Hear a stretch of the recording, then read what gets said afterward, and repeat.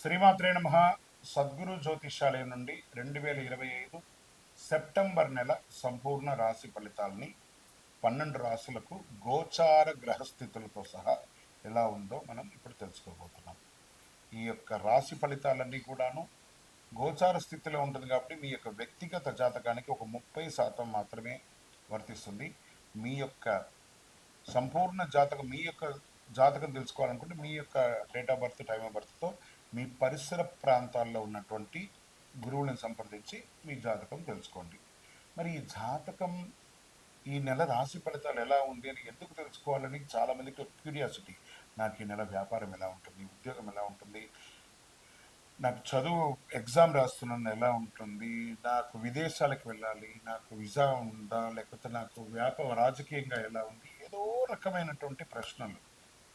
ఇవన్నిటికీ కూడాను అన్ని వర్గాల వారిని దృష్టిలో పెట్టుకొని మనం విశదీకరించి మనం చెప్పబోతున్నాం. ఇందులో మళ్ళీ జ్యోతిష్యం అనేది చాలామంది పాజిటివ్గా తీసుకుంటూ ఉంటారు, నెగిటివ్ కామెంట్స్ కూడా పెడుతుంటారు. వాళ్ళకి కూడా ఒక చిన్న సూచన అండి. దీన్ని చక్కగా మీకు ఉపయోగపడుతుందని అందుకే చెప్తున్నాను. మీ వ్యక్తిగతంగా 30% మాత్రమే వర్తిస్తుంది. మీ యొక్క వ్యక్తిగత జాతకం వల్లనే సంపూర్ణంగా ఉంటుంది అంటారు. రైట్. కావలసిన వారు మమ్మల్ని సంప్రదించండి, లేదా మీ పరిసర ప్రాంతాల్లో ఉన్నవారు సంప్రదించండి. ఇక్కడ జ్యోతిష్యం అడిగేటప్పుడు మళ్ళీ చెప్తున్నాను, జ్యోతిష్యం పడుతున్న వర్షానికి ఒక గొడుగు మాత్రమే, కానీ జ్యోతిష్యం జీవితం కాదు. మీరు మిమ్మల్ని నమ్మండి, మీ దైవాన్ని నమ్మండి. శరణమయ్యప్ప. జ్యోతిషాస్త్రరీత్యా ద్వాదశ రాశుల్లో 11వ రాశి అయినటువంటి కుంభరాశి మిత్రులారా, మీరు ధనిష్టా నక్షత్రం 3, 4 పాదములు, శతభిషా నక్షత్రం 1, 2, 3, 4 పాదములు, పూర్వభాద్ర నక్షత్రం 1, 2, 3 పాదాలకు జన్మించిన మీరు కుంభరాశి వారిగా పరిగణించబడుతున్నారు. ఈ 2025 సెప్టెంబర్ నెల మీకు శుభాశుభ ఫలితాలు ఎలా ఉన్నాయి?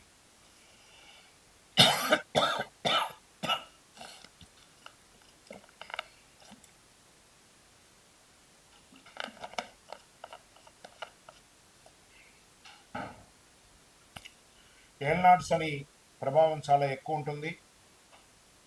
అందులోనూ ఈ నెల కుంభరాశికిలో ఉన్నటువంటి ఒక నక్షత్రమైనటువంటి శతభిష నక్షత్రానికే సంపూర్ణ చంద్రగ్రహణం 7వ తారీఖున రాబోతుంది. కాబట్టి కాస్త జాగ్రత్తగా ఉండవలసినటువంటి నెల కుంభరాశి వారు. ఆర్థికంగా, మానసికంగా, శారీరకంగా, సామాజికంగా మీరు అన్ని రకాలుగా కూడా మీ యొక్క ప్రతి చర్యను గమనిస్తూ జీవించాలని కూడా చెప్పడం జరుగుతుంది. మరి గ్రహాలు ఎలా ఉన్నాయి అంటే, సూర్యుడు మొదటి భాగంలో సింహంలోను, సెప్టెంబర్ 17 తర్వాత కన్యాలోను భాగస్వామ్య రహస్య లావాదేవీల మీద కూర్చుంటున్నాడు. బుధుడు కన్యలో బలంగా రుణాలు, కోర్టు కేసులు ఇవన్నీ మీద కూర్చుంటున్నాడు. శుక్రుడు సింహంలో వివాహ సంబంధాలు, భాగస్వామ్యం, పార్ట్నర్షిప్ మీద కూర్చుంటాడు. కుజుడు కర్కాటకంలో మరియు సింహంలో ఆరోగ్యం వాటి మీద కూర్చుంటున్నారు. గురుడు మిథునంలో సృజనాత్మకగా పిల్లల శ్రేయస్సు మీద కూర్చుంటున్నారు. శని వక్రీకరించి మీ రాశిలోనే కఠిన పరీక్ష, సాహసం, సహనం అవసరం అని కూడా చెప్తుంది. రాహుకేతు మీనంలోను, కన్యంలోను ధన రహస్య వ్యవహారంలో కూర్చుంటున్నారు. తీసుకుంటే ఉద్యోగస్తులకి పదోన్నతి ఆలస్యంగా అవుతుంది, లేదా పదవులే పోయే అవకాశాలు ఉన్నాయి. ఇదేంటి గురుగారు ఇలా చెప్తున్నారు అని అంటే, అవునండి, ఈ నెల కుంభరాశి వారు చాలా చాలా చాలా జాగ్రత్తగా ఉండాలి. ప్రభుత్వ ఉద్యోగంలో అసాంఘికమైనటువంటి కార్యక్రమానికి ప్రేరేపింపబడతారు, జాగ్రత్త. దానివల్ల మీ ఉద్యోగమే తొలగిపోయే అవకాశాలు ఉంటాయి, జాగ్రత్త. ఐటీ, నాన్ ఐటీ ఈ 2 సెక్టర్లు కూడా హ్యూజ్ వాలంటెడ్గా ఉంటుంది ఉద్యోగాలన్నీ కూడా. జాగ్రత్త పడండి. ఆల్టర్నేటివ్ ఇన్కమ్ గురించి కూడా మీరు ఆలోచించడం మంచిది. వ్యాపారులకి, భాగస్వామ్య వ్యాపారస్తులకి కొంచెం డాక్యుమెంటేషన్ అంతా కరెక్ట్గా చూసుకొని వ్యాపారం చేయండి. కొత్త వ్యాపారాలకి దేనికి కూడా మొగ్గు చూపకండి. ఆర్థిక లావాదేవీల్లో చాలా జాగ్రత్తగా ఉండాలి. లేదా అన్నదమ్ముల దగ్గర కానీ, సమాజంలో కానీ, లేదా బ్యాంక్ చిట్ ఫండ్స్ వ్యవహారాలు, మార్కెట్లో కానీ ఏ రుణాలు పొందాలన్నా, ఏ ఆర్థికమైనటువంటి లావాదేవీలు పొందాలనుకున్నా కూడా జాగ్రత్త జాగ్రత్త జాగ్రత్త. వ్యవసాయదారులకి వర్షపాతం అనుకూలం, పంటలు బాగా ఉంటుంది. షేర్ మార్కెట్ శుక్ర ప్రభావం వల్ల లాభం కాస్త కనబడినా రిస్క్ మాత్రం విపరీతంగా ఉంటుంది. రియల్ ఎస్టేట్ వ్యాపార సంబంధులకి కాస్త గడ్డు కాలమే అని కూడా చెప్పచ్చు. ఈ సర్వీస్ సెక్టార్లో ఉన్న ఉద్యోగస్తులకు కూడా చాలా గడ్డు కాలం చెప్పచ్చు. రాజకీయ నాయకులు ఎంత సైలెంట్గా ఉంటే అంత మంచిది. తీర్థయాత్రలకు వెళ్ళండి, ఎవరితోనూ మాట్లాడకండి. మీరు ఇతరుల గురించి మాట్లాడింది అది మీ యొక్క వ్యక్తిగతానికి ఇబ్బందికి వచ్చే అవకాశాలు ఉన్నాయి. భార్యాభర్తల మధ్య కుటుంబంలో సఖ్యత లోపమై గొడవలు వచ్చే అవకాశాలు కనబడుతున్నాయి. అసాంఘిక కార్యక్రమాలు కుటుంబంలో చేయకండి. అన్నదమ్ముల మధ్య ఆర్థిక వివాదాలు పీక్లోకి వెళ్తుందని కూడా చెప్పచ్చు. స్త్రీలకు కుటుంబ సభ్యుల మధ్య కాస్త ఘర్షణ వచ్చే అవకాశాలు ఉంటాయి. ప్రేమికులు గొడవపడి విడిపోయే అవకాశాలు కూడా ఎక్కువ కనబడుతున్నాయి. ఇక విద్యార్థులకు వచ్చేటప్పటికి పోటీ పరీక్షల్లో చాలా కష్టపడి చదవాలి. విదేశీ విద్యార్థులకి అవకాశాలు, అడ్డంకులు, వీసా ప్రాబ్లమ్స్, యూనివర్సిటీలో ప్రాబ్లమ్స్ చాలా రకాలుగా మీరు స్ట్రెస్ పొందుతున్నారు. సైన్స్ టెక్నాలజీ రంగం వారికి కాస్త బాగుందని కూడా చెప్పచ్చు. ఆహార వ్యాయామం ఖచ్చితంగా చేయాలి. కోర్టు వ్యవహారాల్లో జాగ్రత్తగా ఉండవలసినటువంటి సమయం అని కూడా చెప్పచ్చు. మోకాలు నొప్పి, స్కిన్ ప్రాబ్లం, ఇవన్నీ కూడా కొంచెం జాగ్రత్త పడాల్సిన ఉంటుంది. ఫ్యాటీ అన్ని కూడా పెరుగుతుంది, ఫ్యాట్ కంటెన్షన్ కూడా పెరుగుతుంది కాబట్టి అవన్నీ కూడా కొంచెం జాగ్రత్త పడాలని కూడా చెప్పచ్చు. మీరు పార్ట్నర్షిప్లో కొన్నటువంటి ఆస్తులు కానీ లేకపోతే వ్యాపారంలో దాంట్లో గొడవలు వచ్చి విడిపోయే అవకాశాలు బాగా ఉన్నాయి. ఓవరాల్ ఈ నెల చాలా చాలా చాలా చాలా జాగ్రత్తగా ఉండాలి. అదృష్టం కలిగించే రంగు నీలం మరియు నలుపు. అదృష్ట దిశ వాయువ్యం. 6, 15, 21, 28 అదృష్టం రోజులు. చంద్రాష్టమం 2, 3 మరియు 30 వచ్చే నెల 1వ తారీఖు వరకు కూడా ఉంటుంది కాబట్టి ఈ 4 రోజులు చాలా జాగ్రత్తగా ఉండాలి. మాట్లాడేటప్పుడు, ఇతరులతో సంతకం పెట్టేటప్పుడు, వాహనం నడిపేటప్పుడు జాగ్రత్త. ఓవరాల్ కుంభరాశి మిత్రులారా అతి జాగ్రత్తగా ఉండవలసినటువంటి ఒక సమయం అని కూడా చెప్పడం జరుగుతుంది. ఏం చేయాలి దీనికి? శివుడికి రుద్రాభిషేకం చేయండి, శనీశ్వరుడికి తైలాభిషేకం చేయండి, ఓం నమ శివాయ అని పారాయణించండి, ఓం శనైశ్వరాయ నమః అని ప్రార్థన చేయండి. ఆయన దగ్గర ప్రార్థన చేస్తే చాలట. శని భగవానుడికి నీలాంజన సమాభాసం రవిపుత్రం యమాగ్రజం ఛాయా మార్తాండ సంభూతం తన్నమామి శనైశ్వరం దేహిమే బుద్ధి వైష్టం. శనైశ్వర, నేను ఇంకా తట్టుకోలేనయ్యా, నువ్వు నాకు మంచి అనుగ్రహాన్ని కలిగించు. దేహిమే బుద్ధి వైశిష్ట్యం, దేహిమే నిత్యే గుణం, దేహిమే పరమానందం, దేవదేవ జగత్పతే శనైశ్వర, నాకు మానసికమైనటువంటి శక్తిని ఇవ్వండి తట్టుకునేటట్టుగా అని ఆయన ప్రార్థన చేసి ఆయన కారుణ్య కటాక్షాన్ని పొందండి. ఇంకనూ మీ యొక్క వయస్సు ఎంత ఉందో అన్ని దీపాలను శివాలయంలోనూ నవగ్రహాల దగ్గర వెలిగించండి. ఇంకనూ సకల దోషాలు తొలగడానికి అతి శక్తివంతమైన, అందులో ప్రత్యేకించి శని భగవానుడికి చాలా ప్రీతికరమైనటువంటి ఈ యొక్క కరుంగాళి మాలను 48 రోజులు మన దేవాలయంలో పూజ చేసి చండీ సుదర్శన హోమాదులు చేసి సిద్ధంగా వస్తుంది. దీన్ని వేసుకోవడం వల్ల గ్రహదోషం దొరుకుతుంది, ఆరోగ్యంగా ఉంటారు, ఐశ్వర్యంగా ఉంటారు, విజయం పొందుతారు. కావలసిన వారు మా కింద నంబర్కి సంప్రదించండి. గురుగారు, మీ ద్వారా మేము జాతకం తెలుసుకోవాలనుకుంటున్నాం. కింద నెంబర్కి మీ యొక్క date of birth, time of birth, place of birth అవన్నీ కూడా పెట్టండి. మా అడ్మిన్స్ మీకు రిప్లై ఇస్తారు. విజయోస్తు. శ్రీమాత్రే నమః. నమస్కారం. సద్గురు జ్యోతిష్యాలయం నుండి మీ అందరికీ కూడా శుభాకాంక్షలు. ఈ సంవత్సరం 2025 సెప్టెంబర్ 7వ తారీఖున సంపూర్ణ చంద్రగ్రహణం వచ్చింది. మరి ఈ యొక్క చంద్రగ్రహణ సమయంలో మనం ఏం చేయాలి, చేయకూడదు, ఈ చంద్రగ్రహణం అంటే ఏంటి, ఏ రాశి మీద వచ్చింది, ఏ విధమైనటువంటి ఫలితాలు ఉంటాయి, ఏ విధమైనటువంటి పరిహారాలు చేసుకోవాలో ముందు మనం చంద్రగ్రహణం గురించి తెలుసుకుంటాం. చంద్రగ్రహణం అంటే ఏంటి అసలు? వైదిక జ్యోతిష్ శాస్త్రంలో దీని గురించి ఏం చెప్పారు, ఖగోళ శాస్త్రంలో ఏం చెప్పారు.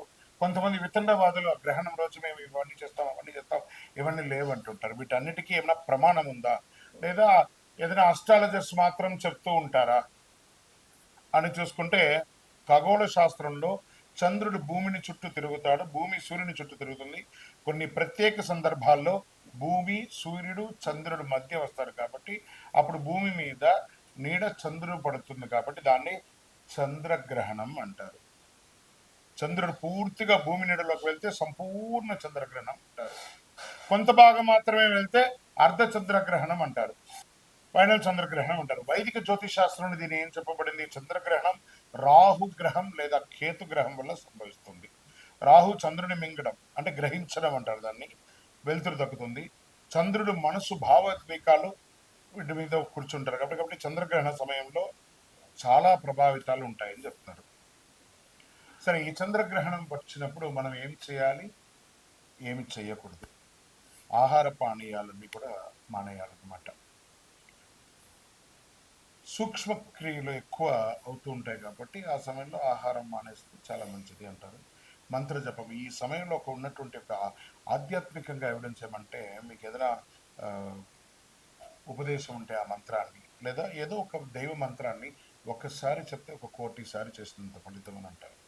ఇంకా పారే జలంలో కానీ లేదా చెరువులో కానీ దీంట్లో కొంచెం అందులో కొంతవరకు నిలబడి కూడా చక్కగా జపం చేస్తే ఇంకా విశేషం అంటారు. గ్రహణం తర్వాత తల స్నానం చేయడం, ఇల్లంతా కడిగి శుభ్రం చేసుకొని చక్కగా దీపారాధన చేయడం, భోజనాది కార్యక్రమం చేయడం అంటారు. వైదిక జ్యోతిష్ శాస్త్ర ప్రకారం ఎప్పుడు వచ్చింది గ్రహణం, ఎన్ని గంటలకు వస్తుంది, ఎన్ని గంటలకు పడుతుంది, ఎన్ని గంటలకు వదులుతుంది అనేది మనం చూస్తాం.